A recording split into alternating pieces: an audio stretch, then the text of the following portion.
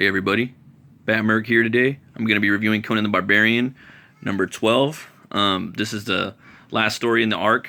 It's about like this blood god. Conan basically up until now, just the story. It's like shown his whole life, and it's been this lady, this witch, and her kids, her twins. They've been basically following him around his whole life and been waiting for the perfect moment to attack him and resurrect this blood god. So on the last issue, they actually killed him, and he went and he saw Crom, and I think that might have been like the first time they actually show Crom in I don't know, any form of like multimedia. So it was kind of cool. And then Crom got pissed off and sent him back to Earth, or the Hyborian era. So I definitely recommend picking up number 11 just for like the cover. It has Crom on it, and just, you know, it was a cool book. So definitely check it out. But yeah, we have him here, and basically he's they're showing like a little scene where they're like these kids that are they're the twins that he comes into contact with later on in the future in his life, and they're about to get kidnapped by these pirates, and he like chops one of their arms off, and basically it scares them off, and the kids, they're, you know, basically like, we thank you again for your bloody kindness. If we should by chance meet again, my brother and I hope beyond hope that we can return the favor. Good evening, Conan. You know, and they're basically telling him like, we're no good ones. No sir. No, we're gutter rats. You know, the same matter that you always see. Basically just feeding a bunch of baloney. And Conan was basically like, basically saying like, creepy little brats, probably be dead by morning. Wait, how did they know my name? And he's just basically, this grog's so strong, must be messing with my mind. I should find some more. And he just starts singing, you know, oh, someday a king I'll be, with a pile of gold for me, and the prettiest maidens all in a row. He just, you know, forgetting that basically, you know, those kids meant something, you know, and they've basically been following him around his whole life. So that was back, you know, he's probably like in his 20s or something like that. Now we jump forward into his 50s, and then bam, he's resurrected, fighting the twins, and then these demonic entities many years later. The temple of Razazel, you know, and they're telling him, no, you're dead, we killed you. And he's just like, rah, just smashing him in the head with a rock. And, you know, then they hit him again, and he's got these like two knives in him, I think, from when he died before.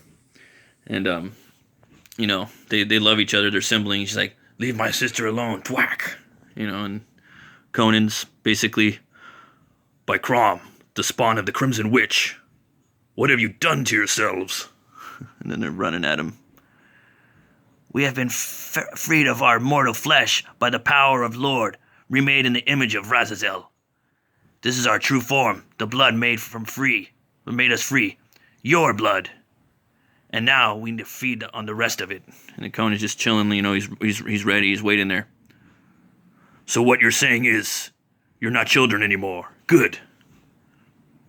Then there's no need to treat you like children. So he basically cuts them up and stabs them. But these two twins that's redundant. These twins are just badass like monsters, and they can't be put down, you know. And that blood god, he's just getting stronger and stronger, and it's coming up out of the void, and it's this massive like hand, you know. Conan's just fighting, and then basically, boom!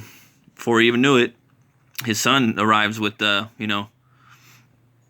he arrives with the black dragons. You know, they're here to protect the king. And Conan's just getting beat and clawed up. It's one of the you know, most brutal fights he's been in a long time, in recent like publication. So, you know, his son's there, getting ready to come back and save him.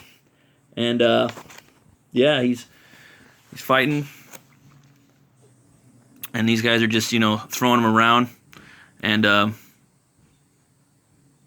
you know, they don't even really want Conan, but, you know, they'll feed these soldiers to the blood god coming up out of the void. There's his arm right there. And, you know, there's another one just slashing him, you know. Brother, don't let Conan escape. We must finish the spell in Mother's name. And this one's about to squish this dude's skull, and then Conan just comes up, you know. They're like yada yada in mother's name. Slash. That right there. Awesome art. I like the artist on this book. It's pretty cool. Cool little speed lines right there showing the ferocity of the decapitation. And then this one's right here. Raza, it's Conan. Throw my head at him, sister. I'll tear him apart with my teeth. Yep. You're doomed, barbarian. You'll never leave this temple alive. You wretches have already killed me once, and I'm still here.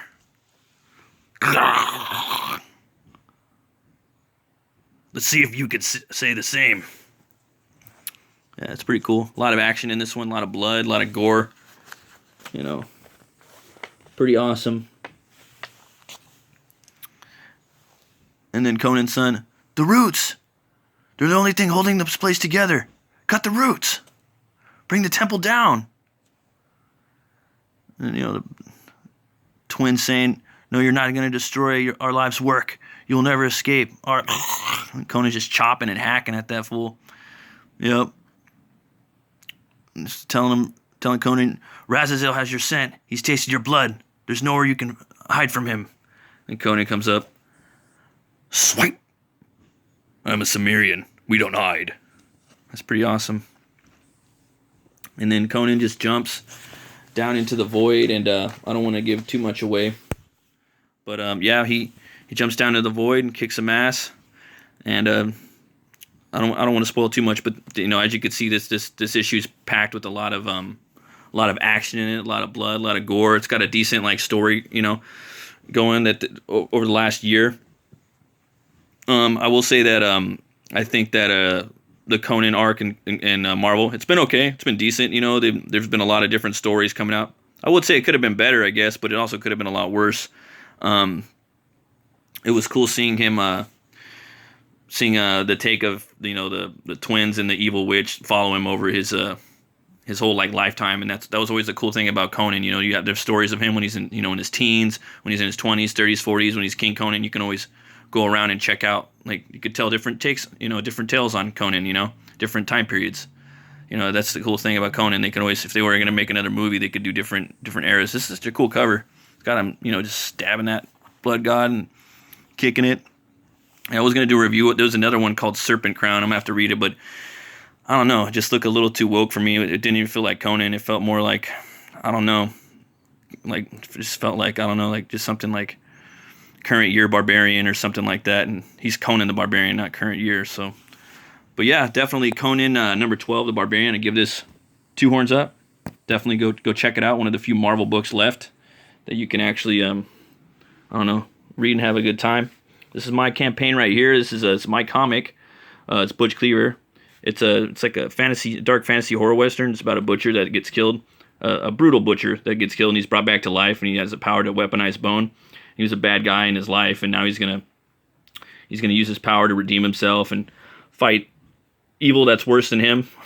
So, this is that's his buddy right there. It's a bull, and yeah, his name's Tor. If you guys want, you can check it out. It's on Indiegogo right now. If you want to sign up for my my email list, I'm going to start sending out, you know, info, basically input, see what the backers want out of this campaign. And yeah, if you like, check it out. It's called Butch Cleaver. And as always, folks, you know, if you like comics, you like metal, you like movies, you like brewskis, then hit that like button, subscribe, smash, you know, ring the bell. You know what I'm talking about. Because I'm gonna have daily content here on metal, movies, and brewskis. You folks have a great day. Thanks for watching.